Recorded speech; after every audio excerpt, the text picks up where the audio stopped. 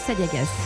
Le premier secrétaire du Parti Socialiste, député de Seine-et-Marne, Olivier Faure, est votre invité, Audrey Crespo-Marin. Bonjour Olivier Faure. Bonjour. Vous êtes le premier chef de parti de l'opposition reçu aujourd'hui par Édouard Philippe à Matignon à 10h. Vous y allez pour l'engueuler ou pour lui tendre la main? J'y vais pour essayer de répondre aux Français. Je ne me substitue pas aux Gilets jaunes qui vont continuer à manifester, mais je souhaite que le monde politique auquel j'appartiens cherche des solutions pour leur répondre. Mais vous savez que l'expression fétiche du Premier ministre, c'est garder le cap. Vous allez lui demander de changer de cap? Eh bien, s'il ne change pas de cap, nous passerons nous aussi à la vitesse supérieure. Parce que il y a un moment où ça suffit et où il faut que le pouvoir réponde. Il ne peut pas rester droit dans ses bottes. Il ne peut pas, comme il l'est depuis de longues semaines, complètement sourd à la colère qui monte. C'est un soulèvement. En même temps, le Parti Socialiste ne représente plus grand-chose. Quel est votre moyen de pression aujourd'hui?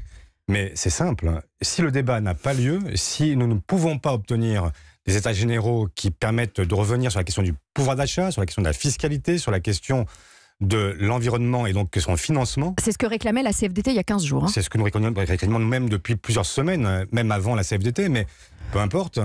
Effectivement, dans ces cas-là, nous passerons à la vitesse supérieure. Et la vitesse supérieure, c'est quoi? C'est tout simplement que nous répondrons à la demande faite notamment par le Parti communiste, qui est d'aller déposer une motion de censure. Parce que nous ne pouvons pas accepter que rien ne change, que rien ne bouge. Donc vous vous joindrez aux communistes pour cette motion de censure qui amènerait le gouvernement à démissionner, donc, si elle était adoptée. Si rien ne bouge, effectivement, nous provoquerons le débat à l'Assemblée. Nous ferons en sorte que les parlementaires ne soient pas, comme c'est le cas aujourd'hui, l'arme au pied, parce que nous sommes dans une situation incroyable. Voilà que le pays, en réalité, est à feu et à sang, n'exagérons pas, mais enfin, en situation quasi insurrectionnelle depuis le week-end dernier.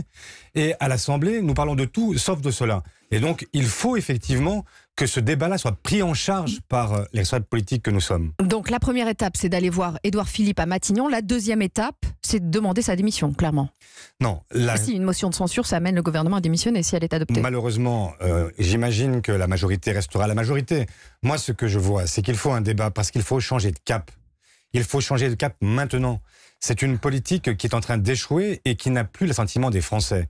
La promesse d'Emmanuel Macron l'an passé, c'était de rassembler à nouveau les Français, de faire en sorte que celles et ceux qui, jusqu'ici, ne s'étaient pas trouvés dans les partis politiques, puissent enfin être fédérés par un projet. Il a échoué. Et donc, il faut maintenant changer de cap, il faut changer de méthode. Alors, changer de cap, Olivier Faure, vous allez cette semaine aussi déposer une proposition de loi. C'est pas une proposition de loi, c'est une proposition d'annulation, carrément, de 18 mois de Macron. Nous allons effectivement faire des propositions pour essayer d'avancer et faire en sorte que, même si elles ne seront pas exhaustives et même s'il y a certainement d'autres sujets sur lesquels il faudra avancer, nous voulons effectivement revenir sur les points saillants de cette politique qui ne convient pas, ne correspond pas. Vous vous rendez compte quand même qu'on demande... C'est-à-dire très clairement, vous demandez qu'il revienne sur la suppression de l'ISF, qu'il revienne sur la hausse de la CSG, qu'il réindexe les pensions de retraite. Donc en fait, vous ne réclamez pas la démission d'Emmanuel Macron, mais vous voulez qu'il annule toutes les lois votées depuis le début de son mandat.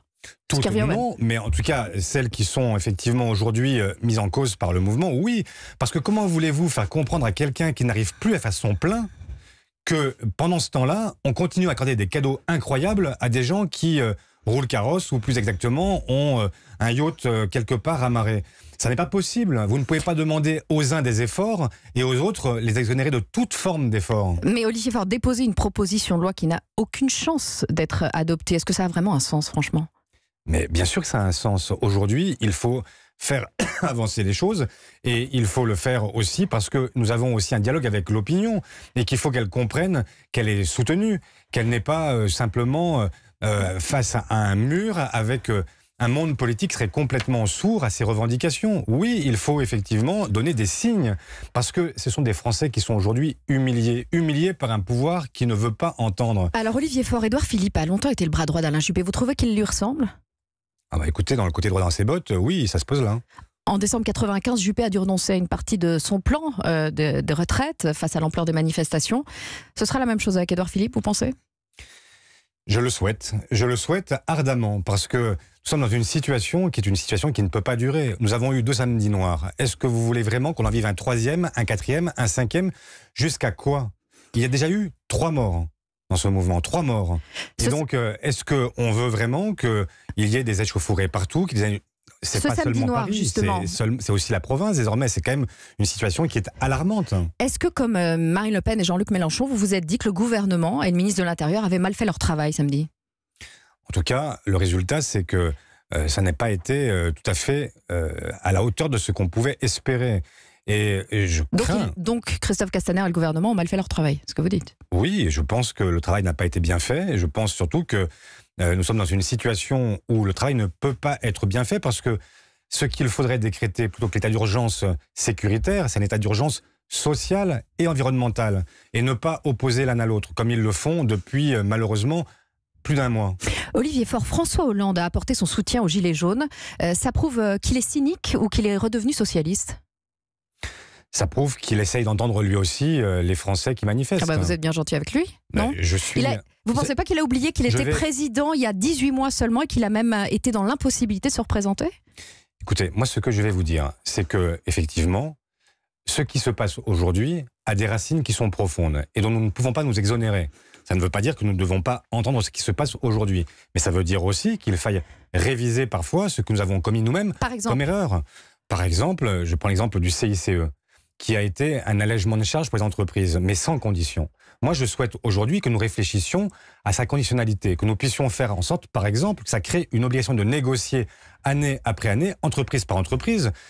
Que le CICE soit plus contraignant, clairement, pour qu'il y ait des embauches. Plus contraignant, pour qu'il y ait des embauches, pour qu'il y ait des augmentations de pouvoir d'achat, pour qu'on sache, entreprise par entreprise, où est-ce qu'on met l'argent? C'est de l'argent public. Et donc, cet argent, il doit servir désormais à donc, une négociation qui permette de redonner du grain à moudre dans les entreprises, parce que la question du pouvoir d'achat, elle est centrale. Et François Hollande, j'y reviens d'un mot, pardon, mais il devrait peut-être faire profil bas aujourd'hui, non?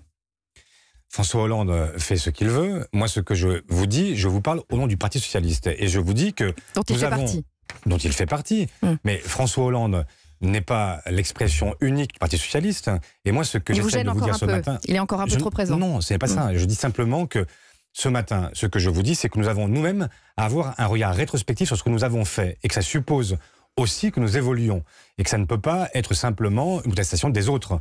Et donc, de ce point de vue, moi je suis prêt à faire des propositions, je suis prêt à avancer, je suis prêt à entendre. Et ce sera dans 1h30 à Matignon. Ce sera dans 1h30 et dans les jours suivants parce que ça ne s'arrêtera pas là. Merci Olivier Faure.